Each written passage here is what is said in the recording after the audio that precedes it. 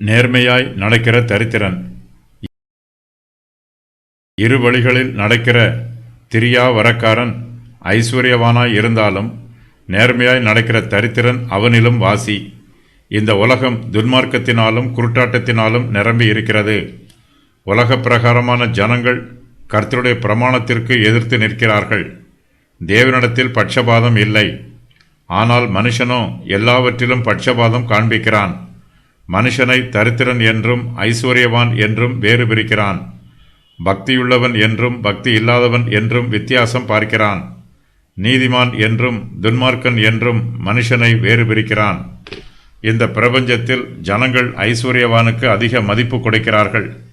தரித்திரனை விட ஐஸ்வர்யவானே மேன்மையானவன் என்று சொல்லுகிறார்கள். ஆனால் சாலமோனோ இவர்களை வித்தியாசமான பார்வையில் பார்க்கிறார். இரு வழிகளில் நடக்கிறவன் திரியாவரக்காரன். அவன் ஐஸ்வர்யவானாய் இருந்தாலும் அவன் மேன்மையானவன் அல்ல.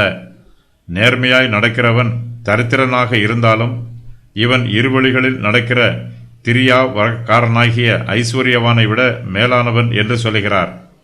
ஐஸ்வர்யவானுக்கு இந்த பிரபஞ்சத்தில் அநேக வசதிகள் இருக்கும். ஐஸ்வர்யம் ஒரு ஆசீர்வாதம்தான். ஆனாலும் இந்த ஐஸ்வர்யத்தை நாம் நேர்மையான வழிகளில் சம்பாதிக்க வேண்டும். நல்ல வழிகளில் பயன்படுத்த வேண்டும். அதுவே மெய்யான ஆசீர்வாதம். ஐஸ்வர்யவான்களிடத்தில் நற்குணங்கள் மிகுந்திருக்கும். ஐஸ்வர்யத்தை விட நல்ல சுபாவமே மேன்மையானது. ஐஸ்வர்யம் கொடுக்கும் மேன்மையை விட நல்ல சுபாவத்தினால் வரும் மேன்மையே நிலைத்திருக்கும்.